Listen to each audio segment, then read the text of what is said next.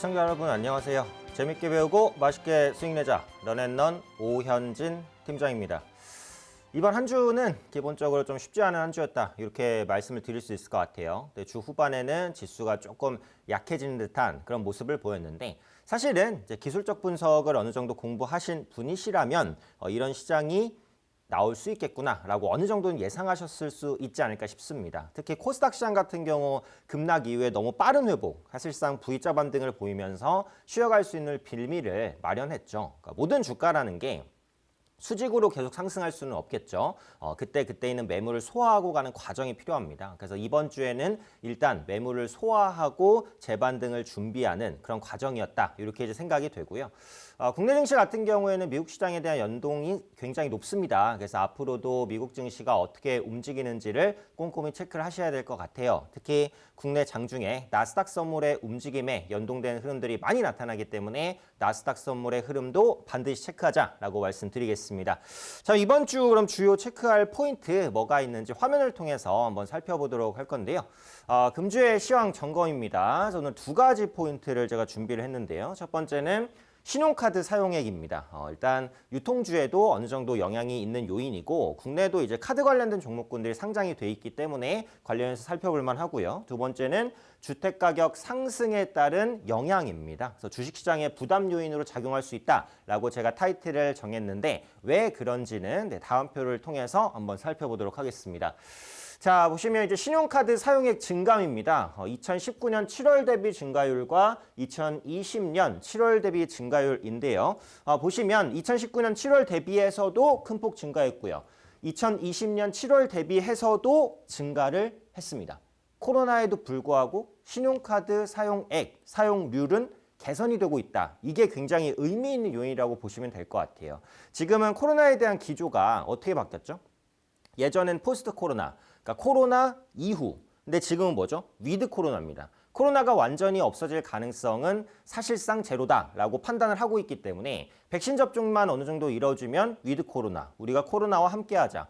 코로나가 발생해도 관리할 수 있는 수준 정도로 유지하자라는 거예요. 그 말은 다시 말하면 어쨌든 백신 접종이 대부분 완료되는 올해 말이나 내년 초에는 국내 경제 빗장이 현격하게 열릴 가능성이 높다라는 겁니다. 그동안 부진했었던 유통주가 움직일 수 있는 요인들이 다시 한번 형성된다라고 보시면 되겠죠. 실제로 최근에 이제 움직이는 종목들을 보면 유통주들 강세 나타나고 있어요. 신세계, 현대백화점, 이마트 이런 종목군들 지수 대비해서 상대적인 강세 이어가고 있고요. 사람들의 소비가 끊임없이 이어지고 있기 때문에 그에 따른 실적 개선도 유통주가 가져갈 수 있으니까요. 이 신용카드 사용액 추이에 따라서 유통주의 실적 변화가 나타날 수 있다는 부분, 요거를 이제 첫 번째 포인트로 한번 생각해 보시면 좋을 것 같습니다. 자, 두 번째로 준비한 표는요, 이제 주택가격과 기대 인플레이션 관련된 내용입니다. 요즘에 자산 가격이 안 오른 게 없어요. 그죠? 코인도 폭등했고, 주식도 폭등했고, 부동산도 폭등했고, 투자를 안 하신 분들만 완전히 소외되셨을 그런 분들이 많은데 특히 부동산 시장에 참여하지 않으셨었던 분들은 소외감이 엄청 크실 겁니다. 그만큼 부동산 가격이 단기간에 이제 급등을 했는데요. 주택가격 지수가 여기 주황색 선입니다. 그러니까 주택가격 지수와 지금 일반인 단기 기대 인플레이션을 보시면 비슷하게 간다는 걸 알 수 있죠. 그러니까 주택가격이 올라가면 인플레 기대가 올라가고 주택가격이 떨어지면 인플레 기대가 떨어집니다. 비교적 비슷하게 움직이는데요. 최근에 이 주택가격이 어때요? 2020년을 기준으로 완전히 수직 상승을 해버렸어요. 어마어마한 폭등을 보였습니다. 그러다 보니까 뭐가 따라서 올라가요? 기대 인플레이션이 올라갑니다. 이건 주식시장에 일단 부담이 될 수 있어요. 왜? 인플레이션이 올라간다. 물가가 상승한다. 라는 것은 중앙은행 입장에서는 금리를 올리고 싶게 만드는 욕구가 됩니다. 한국은행이 얼마 전에 기준금리 한 차례 올렸죠. 앞으로는요. 한두 차례는 더 올릴 가능성이 높아요. 금리 인상은 시장의 유동성을 은행이라든지 다른 자산으로 흡수시키기 때문에 주식시장에서는 돈이 빠져나갈 수 있어요. 지금까지 주식시장을 끌어올렸었던 힘은 뭡니까? 돈의 힘, 유동성입니다. 그 유동성에 문제를 일으킬 수 있는 게 바로 금리 인상이에요. 그 금리 인상 전에는 뭐가 확인돼야 돼요? 바로 이 인플레이션이 확인돼야 되죠. 종합하면 주택가격 상승은 기대 인플레 상승으로 연결될 수 있고 이것은 금리 인상으로, 이것은 주식시장에 대한 자금 이탈로, 그렇다면 시장 약세로 연결될 수 있습니다. 다시 말해서 부동산 가격이 지금처럼 계속 폭등을 하면 주식시장에 안 좋은 영향을 끼칠 수도 있다라는 거예요. 그래서 우리가 이제 뭐 나는 부동산 안 하고 주식만 하는데 라고 해서 주식만 바라보셔는 안 됩니다. 주식시장에 영향을 미치는 거시적인 요인들은 너무 많아요. 아까도 보여드렸듯이 신용카드 사용액, 그다음에 지금 보여드렸듯이 주택가격 상승, 폭등 이런 부분이 시장에 영향을 미치기 때문에 이런 거시적인 지표를 종합적으로 좀 판단하시면서 시장을 보는 눈을 키워야 결국은 나중에 스스로도 거시적인 안목으로 시장과 종목을 판단할 수 있지 않을까 그렇게 생각됩니다.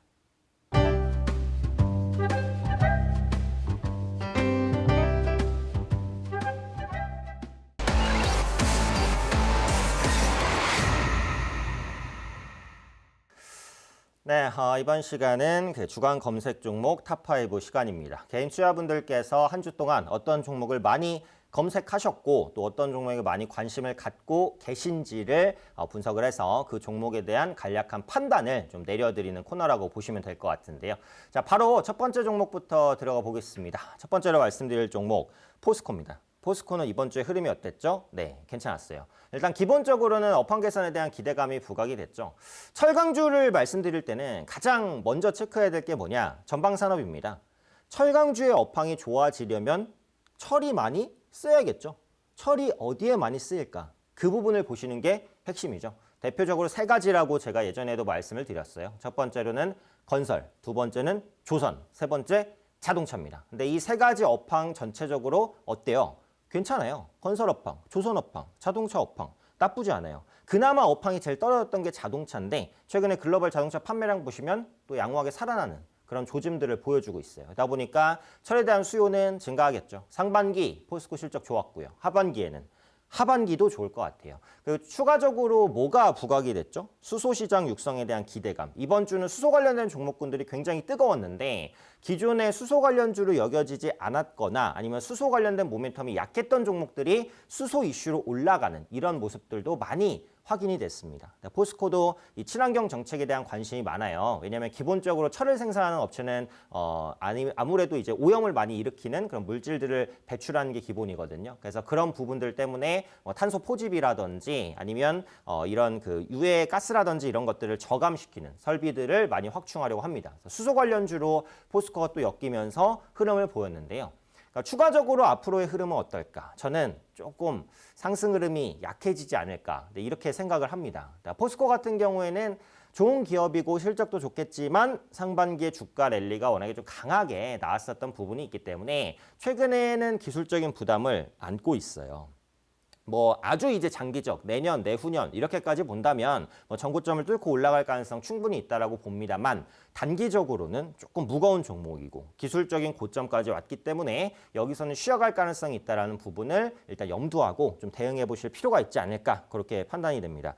자, 두 번째는 카카오인데 그러니까 이번 주에 카카오 가지고 계신 분들, 네이버 가지고 계신 분들 굉장히 힘든 한 주를 좀 보내셨을 것 같아요. 온라인 플랫폼 규제에 대한 우려감이 좀 반영이 됐죠. 그러니까 금융당국이 밝힌 내용을 구체적으로 한번 보면 금융상품을 소개하는 것은 광고가 아니라 중개다.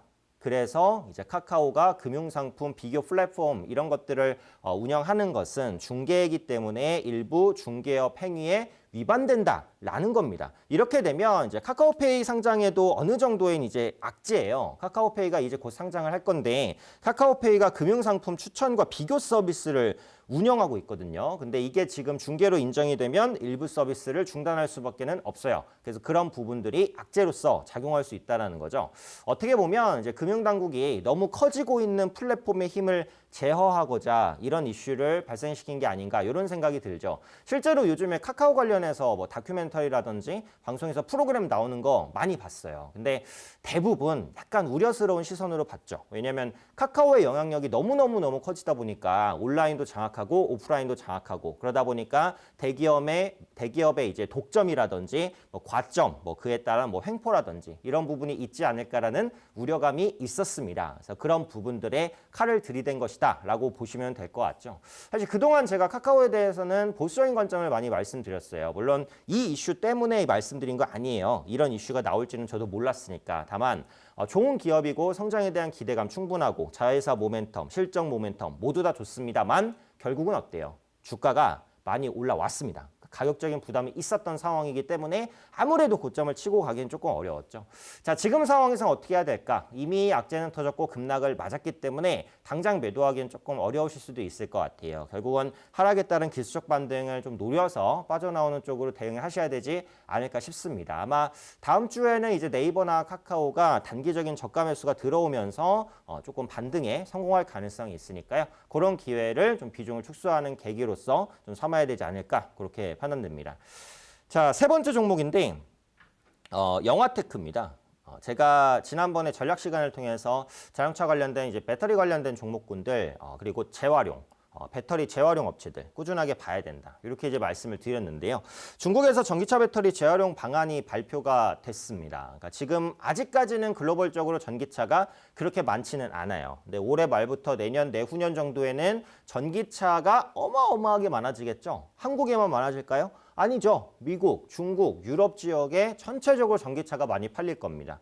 그렇게 되면 결국 문제점은 뭐냐? 폐배터리 관련된 문제가 발생할 수밖에는 없죠. 기존의 그 매연기관 자동차 같은 경우에는 어차피 대부분의 그 고철이라든지 이런 부품들로 구성이 돼 있기 때문에 폐차장 가면은 이제 압축기로 이제 압축해갖고 이렇게 버리고 뭐 이런 장면들 TV에서 많이 보셨을 것 같은데 배터리는 단순히 그런 식으로 폐기할 수는 없어요. 그래서 폐배터리 관련된 문제들이 부각될 수밖에 없고 이 폐배터리를 어떻게 처리할 것이냐 혹은 어떻게 재활용할 것이냐 이런 부분에 대한 논의가 활발해질 수밖에 없습니다. 그래서 그 중심에 영화테크가 있었고 이번 주에 추가적인 상승을 보였죠. 기타 폐배터리 관련된 종목군들, 뭐 파워로직스라든지 약한 모멘텀 연결체 뭐 3기라든지 이런 종목군들도 같이 움직이는 그런 모습들이 나타났습니다. 지금 관점에서는 이제 따라잡는 매매로 하시기는 어렵겠죠. 근데 보유하고 계신 분들의 영역이다라고 보는데 여기서 중요한 건 지금 이렇게 폐배터리 재활용 문제가 부각이 된다는 건 뭐예요? 그만큼 환경에 대한 관심이 계속 높아지고 있다는 겁니다. 제가 이전에도 전략 시간에 뭘 말씀드렸어요? ESG 펀드, 그죠? ESG 펀드 시장이 커지고 있고 ESG 펀드로 자금이 들어오고 있다라는 말씀을 드린 적이 있어요. ESG 펀드로 자금이 들어오면 그 펀드는 뭘 살까요? ESG 관련주를 사겠죠. ESG 중에서 가장 강력한 영향력을 행사하는 것은 환경, 친환경입니다. 친환경에 대한 관심이 꾸준하게 높아지고 있다는 것이니까 전기차도 친환경이잖아요, 그죠? 이번 주에 뜨거웠던 수소 뭐예요? 이것도 역시 친환경이에요. 결국은 친환경 그 카테고리에서 종목들이나 섹터들이 계속 나와요. 친환경이라는 키워드를 컴퓨터 앞에 써 붙이시고 관련된 종목군들이 뭐가 있는지 살펴보는 것도 뭐 중요한 투자의 힌트 중에 하나가 되지 않을까 그렇게 판단이 됩니다. 자, 네 번째는 첨보인데 이것도 2차 전지 관련주죠. 2차 전지 전액을 생산하는 업체입니다. 2차 전지의 4대 소재, 양극재, 음극재, 분리막, 전해질 이렇게 4개라고 보통 평가를 하고 예전에는 양극재 관련주에 관심이 많았어요. 왜냐면은 가장 높은 비중을 차지하는 게 양극재거든요. 근데 최근에는 뭐 음극재라든지 전해질이 부가가치가 더 높다 뭐 이런 평가도 나오면서 다른 소재 관련된 종목군에도 관심이 커지는 이런 모습들이 나타나고요. 첨보 같은 경우에는 소부장 육성 정책 수혜를 받을 수 있다는 전망 때문에 또 수급이 유입되는 모습도 나왔어요. 그러니까 소재, 부품, 장비를 줄여서 소부장이라고 하죠. 어느 나라와 연계됩니까? 일본입니다. 일본이 예전에 한국에 그 뭐 수출을 뭐 제한한다 이렇게 보복 그런 부분들이 있었잖아요. 그러다 보니까 이제 소부장을 그럼 우리가 직접 육성하자라고 하면서 소부장의 중심에 있는 뭐 동진세미캠이라든지 이런 종목군들이 주목받으면서 주가가 올라가는 이런 모습 나타났죠. 그래서 이번에 소부장 관련된 이슈들이 다시 한번 부각되는 모습들이 나타났고요. 그럼에도 이제 첨보는 소부장 관련된 모멘텀이다라고 딱 찍히기보다는 전기차 소재 쪽이 좀 더 포커스가 높죠. 전해질 관련해서 성장 모멘텀이 꾸준하게 부각되고 있다라고 보시면 되겠고요. 지금 증권가에서는 실적 대비 저평가다라는 말들도 나오고 있습니다. 제가 생각해도 다른 전기차 관련된 종목들 대비해서는 펀더멘털, 밸류에이션적인 매력이 있어요. 그래서 그런 만큼 추가적인 반등을 시도하지 않을까 싶습니다. 그러니까 지금은 약간 기술적 부담이 있으니까 좀 눌림을 이용해서는 분할 매수를 접근하셔도 좀 괜찮을 만한 종목이 아닐까 그렇게 판단됩니다. 자, 마지막 종목을 볼 건데요. 대부 시스터즈입니다. 쿠키런이라는 게임의 일본 시장 매출 성장에 대한 기대감 부각이 됐죠. 게임주는 이번 주에도 종목별로 극명하게 다른 흐름을 보였습니다. NC소프트가 지금 주가 하락을 방어하기 위해서 비교적 큰 규모의 자사주 매입을 발표했음에도 불구하고 주가가 반등하지 못하고 있어요. 결국은 신뢰를 한번 잃어버린 부분, 과도한 과금 체계에 대한 소비자의 불만이 터져나왔고 이런 부분들은 자사주 매입으로도 방어할 수 없었다라고 보시면 되겠죠. 아무래도 대형 게임사가 계속해서 지하실을 파다 보니까 다른 대형 게임사들도 같이 부진할 수밖에 없어요. 뭐 대표적으로 뭐 넷마블, 뭐 게임빌 이런 종목군들 보시면 전체적으로 개별 모멘텀과 상관없이 흐름이 약했습니다. 그래서 일단 NC소프트가 좀 반등이 나와줘야 다른 게임주가 같이 좀 올라가는 모습이 나타나지 않을까 싶은데 다만 그중에서도 개별적인 모멘텀이 좀 짱짱한 종목은 상승을 보이죠. 지금 말씀드리는 대부시스테즈처럼요. 그래서 쿠키런 관련된 모멘텀 앞으로도 꾸준하게 부각될 것 같아요. 이제 막 매출이 시작됐기 때문에 실적 개선에 대한 기대감 연말, 연초까지 이어질 수 있다라고 봅니다. 그런 관점에서 게임주 투자하시는 분들은 그 게임주가 얼마나 강력한 IP를 가지고 있는지 이런 부분들을 꼼꼼히 살피셔서 좀 대응하셔야 되지 않을까 그렇게 판단이 됩니다. 자, 이렇게 이번 주 주간 검색 종목 탑5 살펴봤고요. 더 많은 정보 원하시는 분들 그리고 저와 함께 주식 공부 열심히 하고 싶으신 분들 장중 시황 보시고 싶으신 분들 장중에 저를 만날 수 있는 방법이 있습니다. 화면 하단에 나오는 QR코드에 핸드폰 카메라를 열고 대시면 영어로 된 링크가 하나 뜰 거예요. 그 링크를 누르시면 저와 함께 할 수 있는 방으로 지금 바로 입장하실 수 있고요. QR코드 입장이 어려우신 분들은 문자 주셔도 됩니다. 샵 3772로 제 이름 오현진 세 글자 정확하게 보내주시면 함께 하실 수 있는 방 링크 답장 드립니다. 링크 받고 누르시면 들어오실 수 있고요. 방에서는 시황과 업황 그리고 종목 관련된 이슈들, 교육 내용들 풍부하게 올려드리고 있으니까요. 많이 들어오셔서 도움받으시면 좋겠습니다.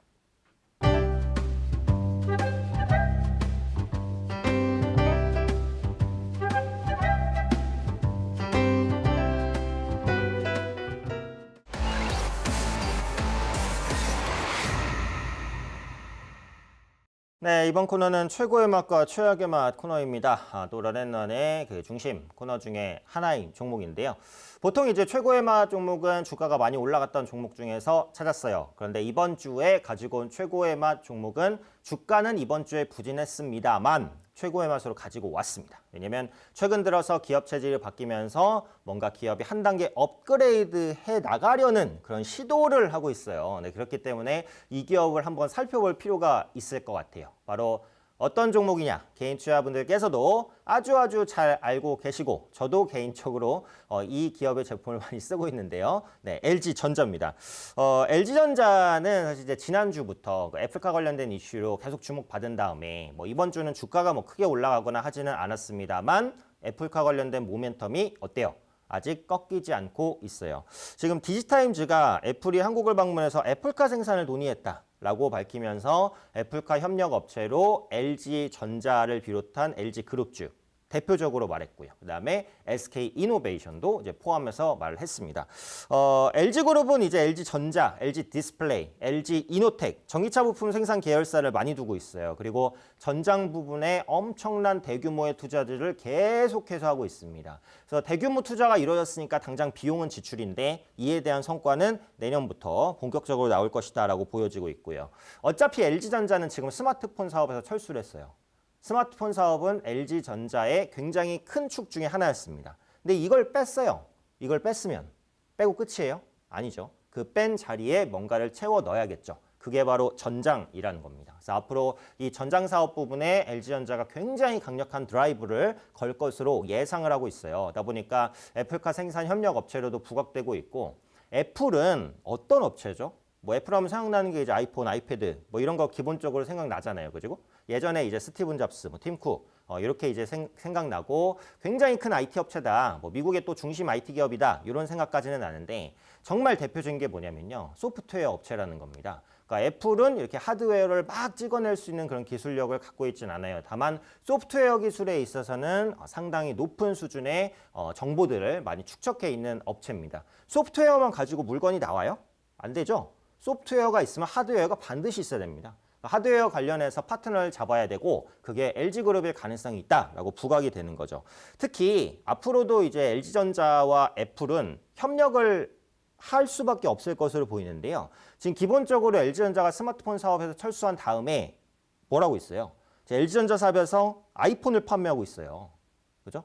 그것은 이미 애플과 LG의 협업이 시작됐다라고 봐도 무방합니다. 그러니까 그런 관점에서 애플의 전기차 생산 기대감이 계속해서 이어지고 있다라고 볼 수 있을 것 같고요. 앞서 말씀드린 대로 전장사업 본격화되죠. 지금 탄소 제로 정책을 취하고 있습니다. 작년 자동차 부품 매출이 16조 원 이상이었어요. 전기차 관련된 드라이브를 굉장히 강하게 밟고 있는 이런 모습들 나타나고 있기 때문에요. 이런 LG전자의 모멘텀 좀 주력해 볼 만하다라고 말씀드릴 수 있겠고요. ESG 경영 확대로 친환경 펀드 자금 유입이 기대가 됩니다. 아까 설명드렸던 부분이죠. 자, ESG 펀드 시장 규모가 커지면 그 펀드로 자금도 많이 들어오는 것이고 그 자금은 친환경주를 사겠죠. 그래서 LG그룹주도 역시 친환경주 섹터로 분류될 가능성이 있으니까 펀드 자금이 유입된다는 거예요. 펀드 자금이 유입되면 주가는 올라갈 가능성이 높겠죠. 이런 부분들에 주목을 해보셔야 될 것 같고요. 국내 가전 부분에서 양호한 매출이 이어지고 있죠. LG전자가 참 잘하고 있는데 시장에서 주목받지 못하는 부분이 대표적으로 가전이에요. 지금 미국이라든지 이런 시장 가서 그 프리미엄 가전 시장 선호도 이런 거 보면 LG전자가 항상 최상위권에 있습니다. TV라든지 백색 가전이라든지 냉장고라든지 세탁기라든지 이런 부분에서 엄청난 기술력과 강점을 가지고 있고 선호도도 높고 이미지도 괜찮은 업체예요. 근데 이 가전 부분의 성과가 항상 좀 묻혀 있어요. 맨날 스마트폰 안 된다, 전장 투자한다, 이런 이슈만 많이 나오고 가전 부분 잘하고 있다 이 이슈는 잘 안 나오거든요. 근데 이 부분이 LG전자의 강력한 주요 매출원으로 자리 잡고 있다. 이 부분도 LG전자의 하단을 좀 튼튼하게 할 수 있는 요인이 아닐까 이렇게 판단이 되고요. 기술적으로는 이번 주에는 흐름이 조금 좋진 않았어요. 그래서 20일 이평선에 안착을 하는지 이 부분을 꼼꼼하게 체크를 하셔야 될 것 같습니다. 20일 이평선에 안착을 좀 해준다라고 한다면 다음 주에 좀 양호한 반등세를 보일 수 있을 것 같고요. 그렇지 않다면 당분간은 좀 횡보세를 보여줄 수 있으니까 20일 이평선 안착이 다음 주에 나타나는지 그 부분을 보시면서 LG전자의 흐름들 그리고 관련해서 애플과 LG전자의 어떤 협업이 이루어지는지 이런 부분들도 꼼꼼히 한번 체크해 보시면 좋지 않을까 판단됩니다. 자, 그럼 다음은 최악의 맛인데요. 이번 주 최악의 맛은 일단 주가가 하락한 종목으로 찾았는데 말씀드리고 싶은 부분이 있어서 이 종목을 가지고 왔어요. 네, 맥스로텍입니다. 이 종목을 보유하고 계신 분들은 또 굉장히 힘든 또 한 주를 보내셨을 거라고 생각이 돼요. 결국은 상장 폐지 수순을 밟으면서 주가가 급락하는 그런 모습을 보였는데요. 맥스로텍은 특수 목적용 기계, 즉 로봇 제조 업체입니다. 근데 코로나19라는 사태가 불어닥치다 보니까 아무래도 영업이익이라든지 이런 매출 부분이 꺾일 수밖에는 없었어요. 그러면서 결국은 기업이 버티기 힘든 상태까지 왔다라고 볼 수 있을 것 같고요. 이 맥스로텍이 이제 상장 폐지 결정을 받고 이제 가처분 소송을 제기를 했는데 이게 궁극적으로는 좀 기각이 됐습니다. 물론 그 이후에도 이제 맥스로텍이 항고하겠다 이렇게 밝히기는 했어요. 근데 현재 시점에서는 이제 상장 폐지 수순으로 가고 있다라고 보는 것이 조금 더 맞고요. 기본적으로 나온 내용 보면은 이제 정리 매매가 현재 진행이 되고 있는 그런 수순이라는 거죠.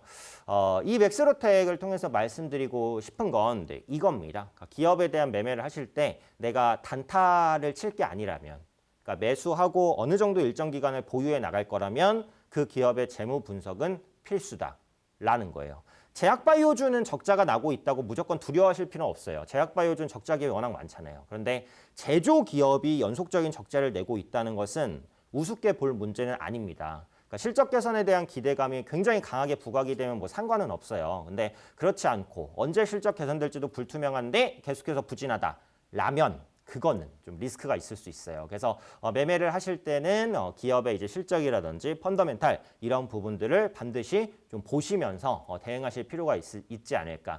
제가 항상 말씀드리지만 저는 성향이 약간 보수적입니다. 그래서 잃는 걸 엄청 싫어해요. 근데 잃지 않아야 결국 벌 수 있어요. 그래서 항상 개인 투자분들께서도 이 종목 사서 얼마 벌어야지 이것보다 이 종목 샀을 때 최악이면 어디까지 떨어질까 이걸 먼저 생각하시는 게 좋아요. 자산을 지켜야 버실 수 있습니다. 어떤 종목, 어떤 기업을 선택하시든 간에 항상 최악의 상황을 고려해서 매매하시고 시장에서 살아남으셔야 그 뒤에 성과를 낼 수 있으니까요. 항상 보수적인 관점으로 안정적인 매매 하셨으면 좋겠습니다.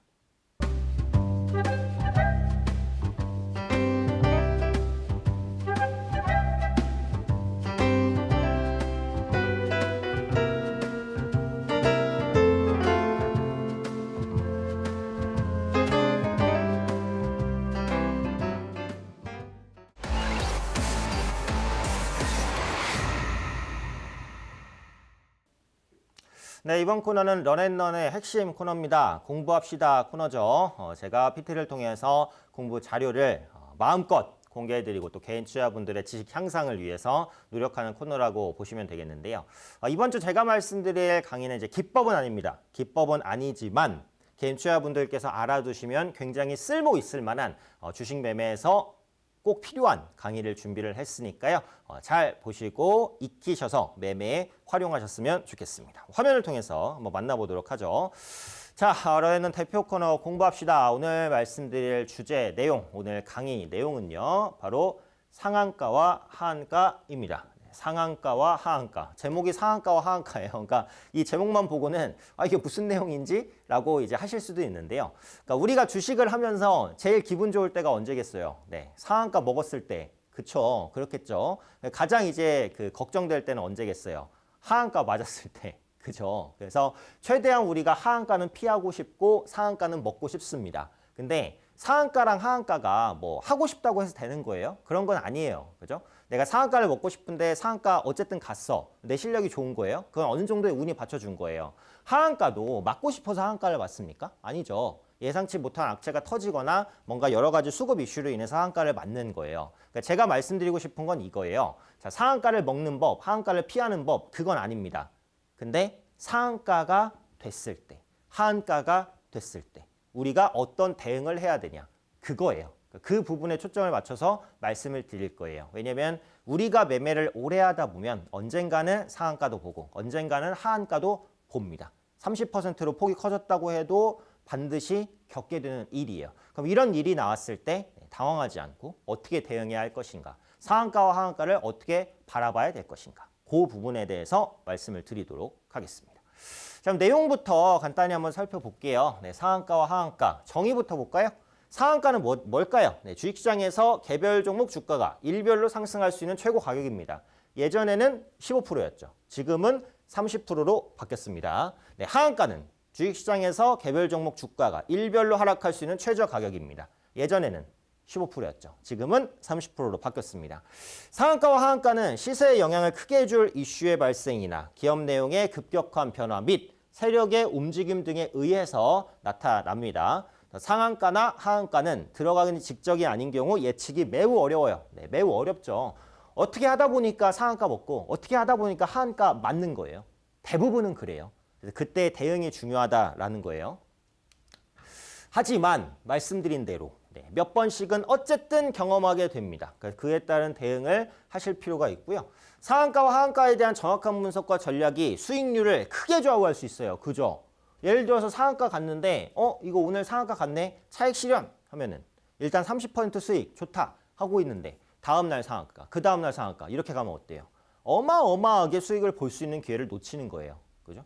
예를 들어서 이제 하한가 갔을 때 그래서 이거 하한가 반등할 것 같다. 뭐 보유했는데 그 다음날 하한가, 그 다음날 이렇게 되면 그것도 또 문제가 생기잖아요. 그죠?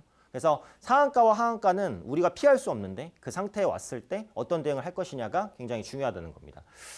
요거는 그냥 제가 준비를 한번 해봤어요. 제가 상한가, 하한가 하면은 생각나는 종목들이 한 종목씩 있어서 간단하게 차트를 볼 건데 이게 이제 조선선제라는 종목이거든요. 근데 상한가를 이제 몇 번 쳤냐면 이게 몇천 원짜리였어요. 6천 원짜리였는데 이때 상한가를 하루 이틀, 3일, 4일, 5일, 6일 한 20일, 25거래일 정도까지 연속 상한가를 칩니다. 그러니까 굉장히 짧은 시간 내로 주가를 어마어마하게 끌어올려요. 그 다음에는 또 하한가 랠리를 보였어요. 이렇게 연속 상한가가 이루어지게 되면 짧은 시간에도 엄청난 수익을 낼 수 있겠죠. 반대로 내추럴 엔도텍 최근에는 거래가 재개된 종목입니다. 이때 뭐 가짜 백수와 관련된 파동이 일어나면서 점화를 한 번, 두 번, 세 번 이때 풀리는 듯 싶었더니 네 번, 다섯 번, 여섯 번, 일곱 번, 여덟, 아홉, 열, 열한 하한가를 10번 이상 갔어요. 그만큼 엄청난 악몽을 줬었던 기업입니다. 이렇게 주식시장이라는 것은 무섭죠. 상한가와 연속 상한가, 연속 하한가는 정말 엄청난 피해, 엄청난 수익을 주기도 합니다. 자, 그러면 본격적으로 대응 관련해서 말을 해볼게요. 대응. 상한가가 갔을 때 어떤 대응을 해야 될까? 하한가에서는 어떤 대응을 해야 될까?입니다. 결론적으로 할 수 있는 게 우린 두 개밖에 없어요. 뭐죠? 화면에 보시는 대로. 첫 번째는 보유입니다. 보유. 상한가 갔을 때 보유. 하한가 갔을 때 보유. 그렇죠? 두 번째는 뭐예요? 매매입니다. 매매라는 건 뭐예요? 매수나 매도. 두 개를 합쳐서 매매죠. 이 두 개 말고 할 수 있는 대응이 있어요? 없어요. 우린 반드시 이 두 가지 대응 중에 하나를 해야 됩니다. 그럼 이 두 가지 대응 중에 어떤 대응을 할 것이냐? 이 부분이에요. 일단 상한가 갔는데 내가 보유를 할까? 아니면 기다릴까? 팔까? 이런 부분에 대한 고민. 이 강의를 보시면 어느 정도는 해결하실 수 있습니다. 자, 첫 번째로 상한가 종목의 보유를 한번 보겠습니다. 일단 상한가 종목은요. 기술적 분석의 중요성이 덜해요. 그러니까 제가 이 강의를 드리면서 기술적 분석은 굉장히 중요하다는 말씀을 많이 드려요. 차트를 무시하고 투자할 수는 없어요.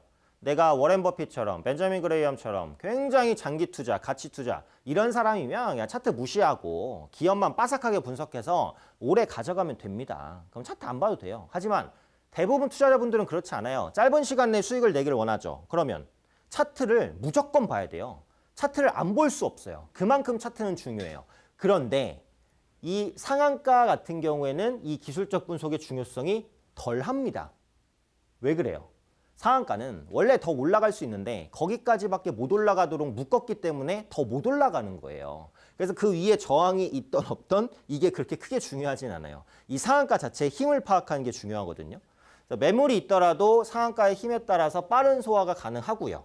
매물이 돌파되었어도 그렇게 큰 의미는 없을 수 있습니다. 중요한 건 상한가 갔으면 그 상한가의 힘이 센가 약한가 이걸 보는 게 중요하다는 거예요. 상한가 자체의 힘을 파악하는 것이 중요하다. 그러면 상한가의 힘을 어떻게 파악할 건데 그건 당연히 제가 알려드려야죠.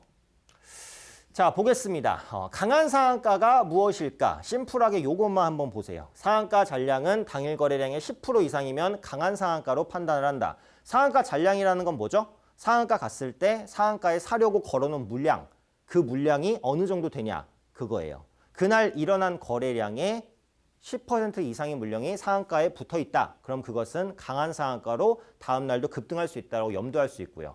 10%가 안 되면 이거 조금 약한 상한가인데 다음 날에 풀릴 수도 있겠다라는 마음의 준비를 하셔야 된다는 겁니다. 자, 보시면 이제 두 종목인데요. 그러니까 첫 번째 종목 같은 경우에는 이제 상한가 잔량이 기본적으로 10%가 안 되고 두 번째 종목 같은 경우에 이제 상한가 잔량이 10%가 넘어요. 그러니까 그 경우 그러니까 왼쪽에 있는 종목은 10%가 안 됩니다. 오른쪽에 있는 종목은 10%가 넘고요. 그때 따라서 어떤 결과를 냈는지 한번 볼게요. 첫 번째 갤럭시 머니트리라는 종목은 그 다음날 급등했지만 종가로는 장대 음봉을 그리면서 하락했습니다. 이때 급등했을 때 오케이 또 간다 라고 했으면 여기서 차익 실현할 수 있는 걸 여기서 차익 실현을 하게 되죠. 하지만 어제 이거 강한 상한가는 아니네 라고 준비를 하고 있었다면 이때 급등했을 때 분할 매도라도 할 수 있었다라는 거예요. 자, 두 번째로 잔량이 10% 이상이었던 종목을 한번 볼게요. 네, 다날입니다. 다날. 다날 같은 경우 다음날 흐름 보시면 상한가로 밑골이 살짝 달렸지만 결국은 상한가를 마감했어요. 전날 잔량이 꽉 차 있었기 때문에 강한 상한가를 보일 가능성이 훨씬 더 높았다는 겁니다. 이렇게 상한가의 힘을 일단 파악하면 다음날 어느 정도의 흐름을 보일지를 어느 정도 예측해 볼 수 있어요. 물론 100%는 아닙니다. 100%는 아니지만 염두를 해볼 수 있다는 거죠. 오늘 강한 상한가네? 오케이, 내일도 급등할 수도 있겠다. 혹은 오늘 조금 약한 상한가인데 내일 좀 흔들리면 팔아야겠다. 이런 준비를 할 수 있다는 겁니다. 상한가 갔을 때는 상한가 잔량 파악이 엄청 중요해요. 그 다음에 이제 상한가 간 모습도 중요한데요. 이게 지금 10분 봉입니다. 그러니까 다날 같은 경우 이제 상한가를 보여주고 문을 닫았어요. 한 번도 열지 않았죠. 그리고 밑에 보면은 어때? 거래량이 완전히 죽었어요. 상한가 가고 상한가에 파는 사람이 거의 없었다는 겁니다. 이 경우에는 다음 날도 주가가 급등할 가능성이 매우 높아요. 상한가 들어가서 상한가가 안 깨지고 계속 밑꼬리도 안 달렸죠. 거래량은 없어요. 상한가에 안 팔겠다는 겁니다. 안 판다는 건 다음 날도 갈 가능성이 매우 높다는 거죠. 파는 사람이 없는데 주가가 떨어지겠어요? 그렇지 않죠. 근데 다음 차트를 한번 볼게요. 요거는 상한가는 상한가인데 어때요? 밑꼬리가 조금씩 달려요. 그 말은 이거 뭔가 팔려는 사람들이 계속 있네. 상한가 조금 약해진다. 이렇게 보셔야 되는 거죠. 거래도 보시면 상한가 상태에서도 어때요? 생겨요. 상한가지만 팔려는 사람들이 많아진다는 겁니다.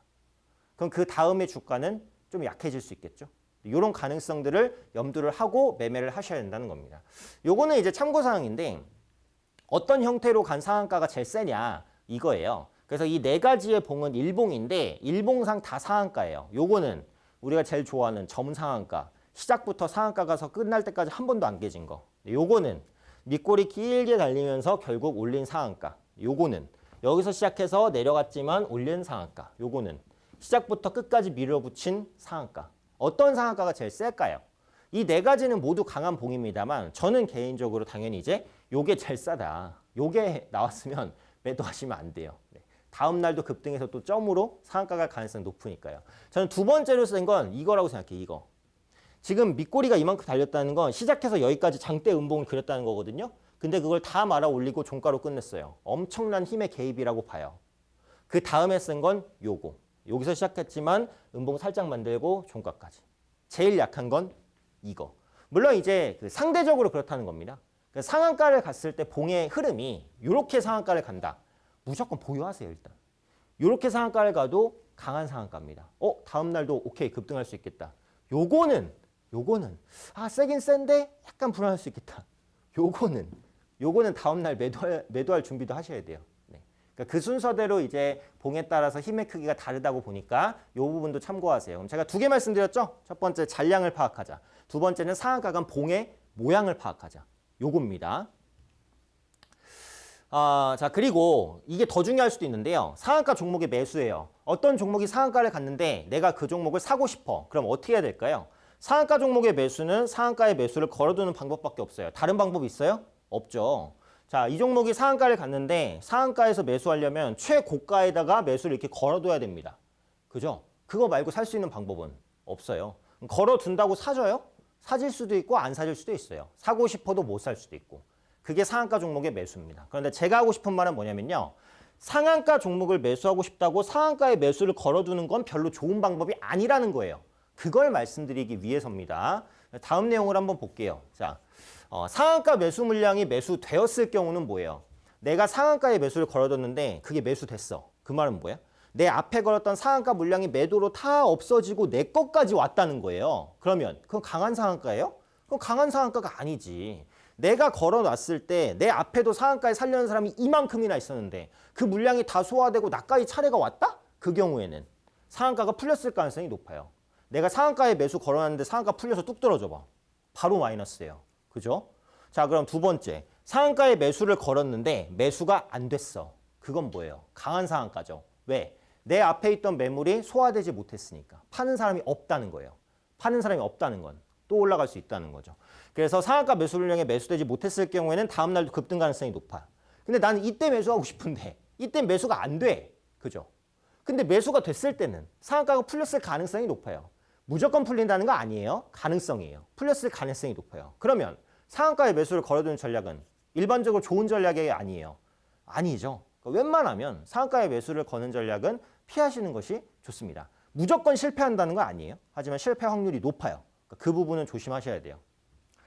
자, 그 다음에 이제 하한가 종목인데요. 하한가도 똑같아요. 제가 아까 상한가 말씀드렸죠. 그냥 180도 뒤집으시면 돼요.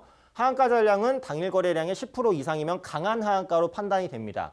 하한가일 때는 하한가에 매도하겠다는 물량이 많이 붙어 있잖아요. 근데 그 매도 물량이 당일 거래량의 10% 이상이면 강한 하한가예요. 네, 10% 미만이면 약한 하한가죠. 그러니까 지금 이 두 종목도 보시면 한 종목은 10% 이상이고 한 종목은 10% 미만인데요. 한번 흐름을 보시면 요거 이 10% 미만이었던 종목은 하한가 다음 날 마이너스 3%대밖에 안 빠졌습니다. 하한가 다음 날 요거밖에 안 빠졌어요. 그런데 다음 차트를 보시면 강한 하한가, 그러니까 하한가 잔량이 거래량의 10% 이상이었던 하한가는 마이너스 8%까지 빠졌어요. 훨씬 많이 빠졌죠.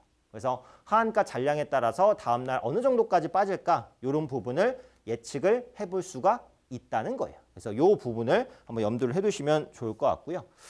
그다음에 이제 하한가 종목의 보유입니다. 하한가가 갔을 때는 어때요? 내가 하한가를 맞고 싶어서 맞은 건 아니지. 하지만 어쩔 수 없게 하한가를 맞게 됐어요. 근데 이런 하한가는 조금 약한 하한가예요. 왜?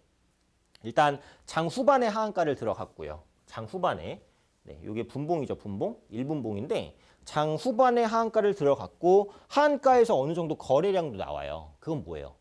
하한가를 갔지만 하한가에서 뭔가 살려고 하는 힘이 어느 정도는 있구나. 이런 종목은 다음 날도 급락하겠어요? 물론 그럴 수도 있습니다만 다음 날에는 급락하지 않고 하락폭이 적거나 아니면 반등할 수도 있어요. 이런 부분들을 예측을 하셔야 된다는 거죠.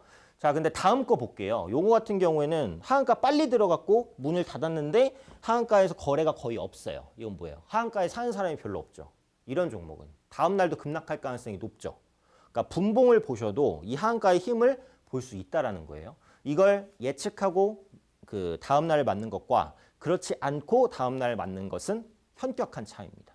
이런 부분들은 인지를 하고 가시는 게 좋아요. 이것도 이제 아까 보여드렸던 그거랑 똑같아요. 하한가 종목의 보유인데 뭐가 제일 강한 하한가예요? 이거는 조금만 공부하셔도 아실 수 있죠. 요거죠. 이게 뭐죠 이게? 점하한가. 시작부터 종가까지 하한가. 아주 끔찍한 하한가죠. 이 종하한가 맞으면 다음 날도 급락할 가능성이 높습니다. 자, 그럼 두 번째로 강한 하한가는 제가 뭐라고 생각할까요? 아까 그 상한가의 반대죠. 네, 저는 요게 두 번째로 강한 하한가라고 봐요. 이 네 가지 봉이 종가는 다 하한가입니다. 봉의 모양에 따라서 얘기를 드리는 거예요. 자, 요거는 장중에 여기서 시작해서 여기까지 올라갔어요. 투자 심리가 엄청 좋아졌는데 급작스럽게 완전 약화되면서 하한가까지 갔죠. 그러니까 다음 날도 급락 가능성이 높다. 요거는 그 다음으로 약하다. 시작해서 여기. 네, 다음 날도 하락 가능성이 높다. 요거는 다음 날 반등할 수도 있어요. 네, 하한가 4개 중에는 가장 약한 하한가라고 저는 생각을 하니까요. 그래서 뭘 말씀드렸어요? 세 가지죠. 첫 번째는 잔량, 상한가는 상한가 잔량, 하한가는 하한가 잔량을 보자. 두 번째는 일봉의 흐름, 어떤 봉의 모양으로 하한가나 상한가를 갖느냐.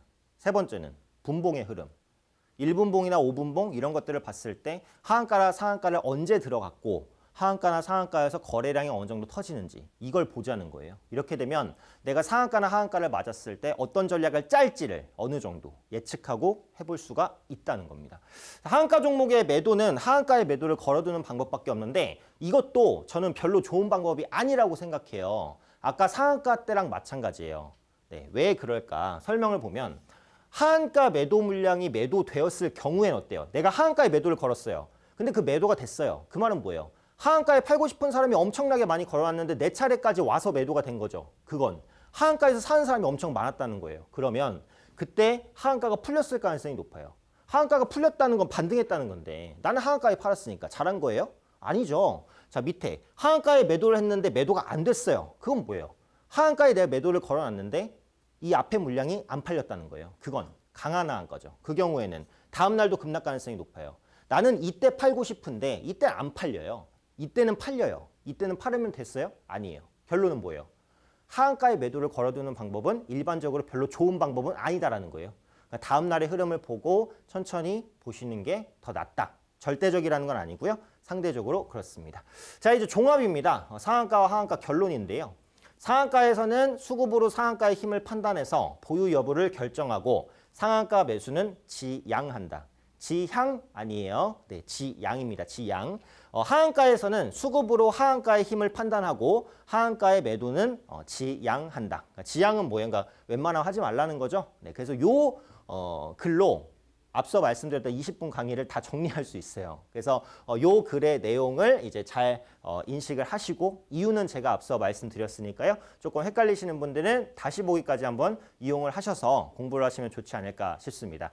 자, 오늘은 상한가와 하한가 강의에 대해서 말씀을 드렸어요. 또 이 강의도 풀 버전이 있어요. 1시간짜리. 그래서 풀 버전 보고 싶으신 분들 그리고 제 지난 강의, 제가 기초 강의부터 심화 강의까지 굉장히 많은 강의들을 했어요. 그리고 그 강의를 보기 좋게 제가 모아놨거든요. 그래서 제 지난 강의 내용들 무료로 보고 싶다라고 하시는 분들은요. 화면 하단에 나오는 QR코드에 핸드폰 카메라를 열고 대시면 영어로 된 링크가 하나 뜰 겁니다. 그 링크를 누르시면 저와 함께 할 수 있는 방으로 지금 바로 입장하실 수 있고요.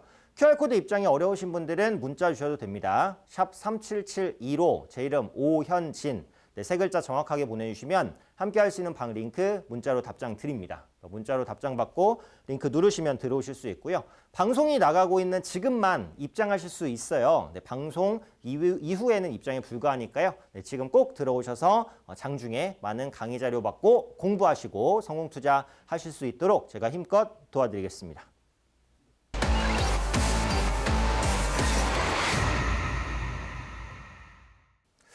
네, 이제 런앤런 마지막 전략 시간입니다. 또 빨리 달려왔네요.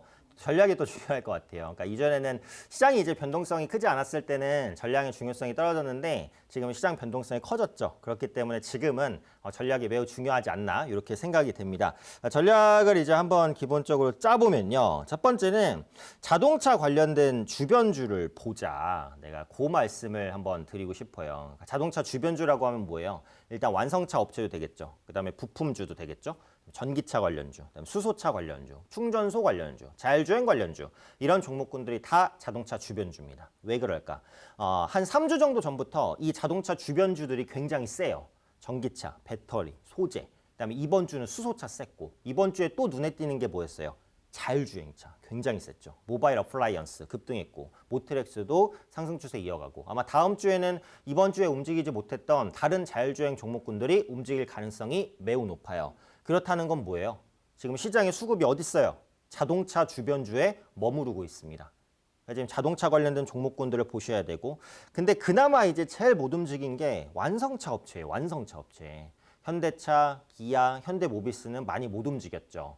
물론 현대모비스는 최근에 반등을 조금 해주고 기아는 수급이 개선되는 흐름은 나오고 있습니다만 아직은 의미 있는 반등까지는 아닌 것 같아요. 그래서 이런 수급이 다음 주에 조금 더 유입될 가능성이 높다라고 봐요. 그래서 완성차 업체를 포함해서 이제 자동차 부품주, 그리고 수소차, 전기차, 자율주행차 이런 부분들 더 나아가서는 뭐 스마트카라든지 플라잉카 관련된 종목군들이 움직일 가능성도 있어요. 그래서 이런 가능성을 염두하시고 매매에 임하시면 훨씬 더 좋지 않을까 싶어요. 자동차 주변주에서 투자에 대한 힌트를 좀 찾아보자. 이 말씀을 먼저 드리고 싶고요. 자, 두 번째는 이겁니다. 신규 상장주에 대한 보호예수 해제를 주의하자라는 거. 제가 공모주는 웬만하면 하셔도 괜찮다라는 말씀을 많이 드렸어요. 일단 기본적으로 경쟁률 한 700대 1 정도 넘어가는 공모주는요. 그냥 다 하셔도 돼요. 다 하시고 장 초반에 상한가 못 가면 무조건 매도. 요 전략으로만 보셔도 용돈벌이 정도는 되십니다. 그러니까 지금은 중복 청약은 안 돼요. 그래서 증권사 하나밖에는 못 넣어요. 그래서 아마 물량을 많이 받지는 못하실 거예요. 경쟁률이 센 거는 진짜 뭐 한두 주 받거나 좀 많이 받아봤자 세네 주 정도 받는 그런 기업들이 많을 거예요. 경쟁률이 높은 종목만 하면. 하지만 그런 종목군들이 상장해서 30% 50% 정말 운 좋으면 따상 뭐 이런 가능성도 있으니까 이런 기회를 놓치는 건 아깝잖아요. 그래서 경쟁률 센 공모주는 웬만하면 해보세요. 한 700대 1 이상이면 웬만하면 시초가가 공모가보다는 높게 출발합니다. 운 좋게 상한가 가면 하루 더 보유해보고 상한가 못 가면 매도하세요. 미련 없이 매도하세요. 오래 보유하지 마세요. 그렇게만 투자하셔도 충분히 용돈벌이는 돼요. 아직 상장할 대여들 남아 있으니까요. 경쟁률 센 대여들 한번 잡아보시고요. 다만 주의할 점은 뭘까요? 이런 공모주는 초반에 공모 받아서 오래 보유하시면 안 됩니다. 절대 안 돼요. 너무 위험해요. 그러니까 공모 받고 계속 올라가는 종목도 있긴 있어요. 하지만 대부분은 초반에 급등하고 하락하는 종목이 훨씬 많아요. 비율로 따지면 80% 이상은 그런 모습이에요. 최근에 신규 상장한 거 한번 흐름 보세요. 어땠는지. 상장하고 강했는지 약했는지. 약했을 가능성이 높습니다. 앞으로도 마찬가지예요. 그러니까 오래 보유하지 마세요. 가장 두려운 게 뭐냐면 고평가에 대한 논란 크죠. 두 번째, 보호예수 해제입니다. 보통 이제 종목이 상장하게 됐을 때는 그 보호예수라는 게 걸려요. 그러니까 개인 투자자분들을 좀 보호하기 위한 조치라고 보시면 될 것 같아요. 그러니까 일단은 그 기관들이 물량을 많이 받잖아요, 보통. 근데 상장하자마자 기관들이 막 다 던진다고 해보세요. 어떻게 돼요? 상장하고 그럼 급락입니다. 모든 공모주가 다 그런 흐름을 보이면 누가 공모주 투자해요? 무서워서. 그러다 보니까 개인 투자자 보호 측면에서 명분은 그렇죠. 개인 투자자를 보호하기 위해서 보호예수라는 걸 걸어요. 보호예수는 뭐죠? 일정 기간 동안 니들 주식 팔지 마. 이겁니다. 근데 보호예수 기간이랑 물량은 각각 달라요. 그래서 종목마다 확인하셔야 되는데 대충 뭐 이런 식입니다. 한 뭐 3개월 뒤에 보호예수가 1차적으로 풀리고 6개월 뒤에 한번 풀리고 뭐 1년 뒤에 한번 풀리고 뭐 이런 식이에요. 그러니까 3개월 뒤에 물량 10%, 뭐 6개월 뒤에 물량 20% 이런 식으로 보호예수가 풀려요.